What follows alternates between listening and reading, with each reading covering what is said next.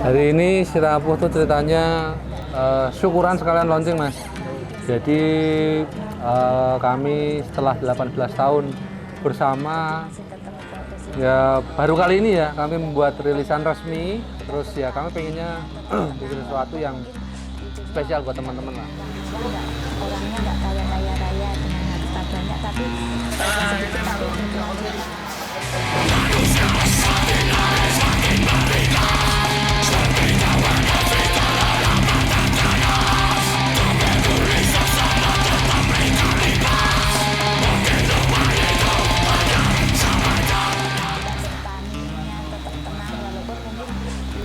proses kreatifnya sebenarnya ini udah planning lama sih, tapi baru bisa terwujud tuh Desember tahun ini. Ini prosesnya cukup panjang, terus cukup menguras energi juga. Cuma akhirnya kita bisa selesain dengan kita bagi tugas sih sebenarnya. Jadi misal saya di bagian rilis CD-nya, terus anak-anak di bagian rilis merchandise-nya gitu. Jadi kita bagi rata aja kerjaannya biar cepet beres gitu sih.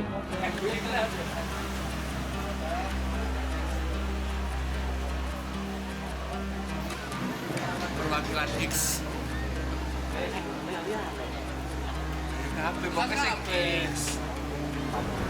Sebenarnya Gerinda Baja itu record label kepunyaan dari anak-anak Sisi Rapuh sih. Jadi anak-anak Sisi Rapuh punya inisiatif untuk membuat record label untuk menaungi band-band teman-teman yang mau rilis bisa masuk di Gerinda Baja, yang tentunya untuk ekstrim musik sih.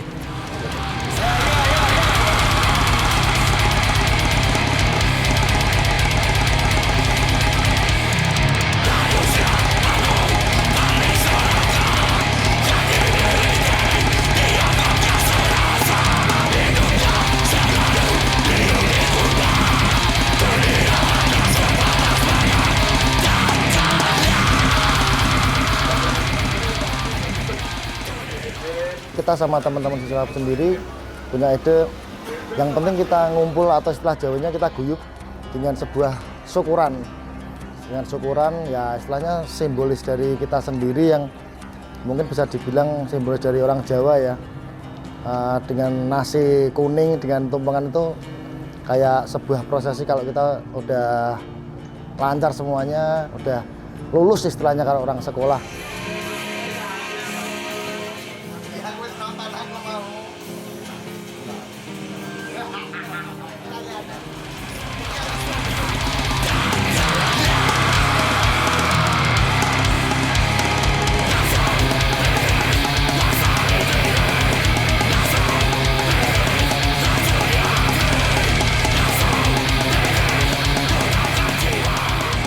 Kenapa kok rilisnya hari ini? Apakah 18 tahun hari ini? Kenapa kami milih tanggal 29? Itu tepat setahun yang lalu, 29 Desember 2020 ya berarti. Itu kan pas screeningnya Proletar. Nah itu kami bikin janji ke teman-teman bahwa kami akan bikin dokumentasi karya kami. Nah pas di tanggal ini juga itu setahun, persis setahun. Dulu kami berjanji, kami tepati di sini sekarang.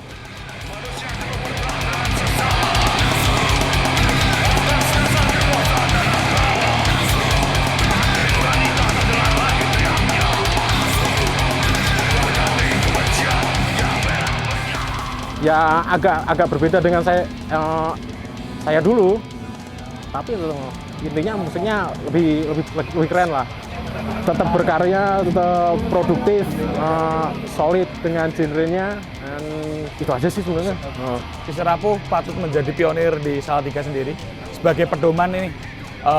Orang-orang tua sekarang ini nih, sekarang juga semakin liar nih. Berarti kita sebagai penerus-penerus dan orang muda, bisa dikatakan seperti itu, harus lebih liar daripada Sisi Rapuh seperti itu. Mungkin band-band Salatiga bisa menjadi setua Sisi Rapuh sih ke depannya. Dan untuk album yang baru ini, 18 Years Grinding itu ya, menurutku dari single yang dikeluarkan di salah satu lagunya di Spotify, menurutku lebih edan sih. Awalnya grindcore yang mungkin tahun-tahun 90-an, sekarang lebih ke new modern. ada dead grade-nya dan semakin groovy lah tentunya. Jadi album barunya ini cerdas banget dari segi mastering dan materi lagunya sih berat banget sih. Kesannya saya ikut Sisi Rapuh itu suatu kebanggaan karena saya itu ingin mengikuti Sisi Rapuh itu udah lama. Dari dulu awal-awal sekedar nonton band, sekedar ikut-ikut gig-nya, dan akhirnya sekarang keturutan buat ngisi di salah satu albumnya. Selamat buat Sisi Rapuh, sudah bisa menelurkan album yang ke berapa? Oh, pertama ya. Yang pertama, semoga di albumnya ini membawa keberkahan, membawa kesuksesan, membangun silaturahmi di skena di Salatiga, lalu personilnya juga semakin lancar urusannya ke depan. Ya Kak, perasaan seneng, dan karena kebetulan di tahun sebelumnya udah pernah apa istilahnya berkontribusi urunan part-part drum yang untuk apa ya, komposisi grindcore-nya Sisi Rapuh ya lancar-lancar aja. Ide-idenya dari Mas Anhar, aku, terus akhirnya tahu apa permainannya si Febri Bocil ya. Akhirnya ya dengan ilmu yang saya pelajari udah lumayan lama, ya asik juga sih, seneng. Ini spesial untuk Bocil. Seneng sih Mas, bisa ikut andil di salah satu band legend di Salatiga juga, dan bangga lah hitungannya Mas. Ya kesannya sama kayak si Slut seperti itu, dan juga pesannya buat Sisi Rapuh ya semoga di album yang sekarang ini bisa tetap maju, solid, dan terus berkarya aja. Kalau Sisi Rapuh, saya lebih kenal ke personilnya daripada ke Sisi Rapuhnya, karena saya nggak anak band juga, jadi nggak begitu mengikuti, tapi cuma penikmat aja gitu. Jadi kesannya gini sih, maksudnya saya jadi ikut seneng juga, ikut bangga di Salatiga masih akhirnya ada band lama yang masih solid dan bisa mengeluarkan box set yang bandelnya juga macam-macam dan menarik. Ikut seneng sih. Acara malam ini luar biasa. Saya katakan luar biasa karena 18 tahun berjalan di jalan grindcore itu nggak bisa dianggap remeh ya. Karena di skena Salatiga memposisikan untuk menjadi sesuatu berband dan berkarya di jalan grindcore itu sangat luar biasa untuk Sisi Rapuh sendiri. Menurut saya ya semakin tua semakin sangar mereka. Ya cuma itu, personelnya menyebalkan. Kalau untuk Sisi Rapuh sendiri, ya saya harap untuk Sisi Rapuh bisa terus berkembang, terus panjang umur, terus menghidupkan musik grindcore untuk menjadi pionir grindcore di Salatiga.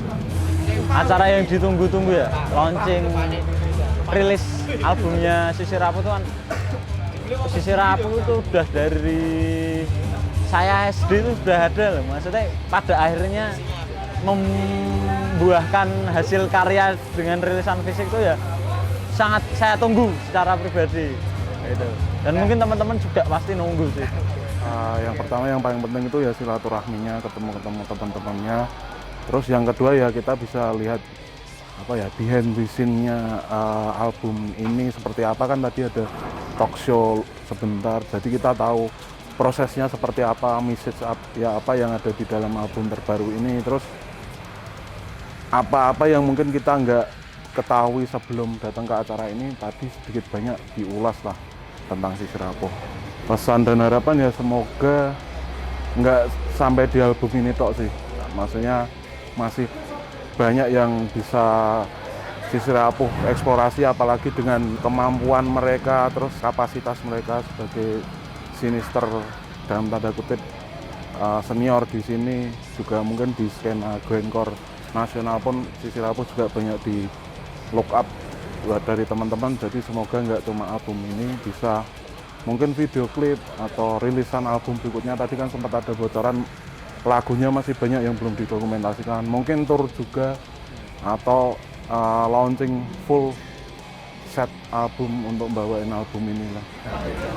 Lega, akhirnya dokumentasi kami selama 18 tahun bersama bisa rilis secara resmi. Ya udah hilang deg-degannya, udah lega banget. Semoga nanti ke depan ini untuk memicu semangat kami lagi untuk berkarya yang lebih lagi, karena masih banyak materi-materi lain yang belum sempat terdokumentasikan. Ya jangan berhenti untuk berkarya aja sih. Maksudnya ketika Anda punya karya, ya percaya dirilah dengan karya Anda. Masalah orang suka nggak suka itu selera, tapi yang jelas kalian punya karya yang kalian bisa banggakan nantinya. Pada intinya tetap berkarya aja buat teman-teman yang masih punya karya yang terpendam, keluarin, cerotin. Tetap berkarya, nggak usah mikir yang aneh-aneh. Bisa main musik, main, bisa nulis lagu, tulis dulu, hasilin semuanya, jadi sesuatu itu yang luar biasa. Tetap berkarya, tetap konsisten, berani membuat hal-hal baru, dan tentunya grind on. Hell yeah.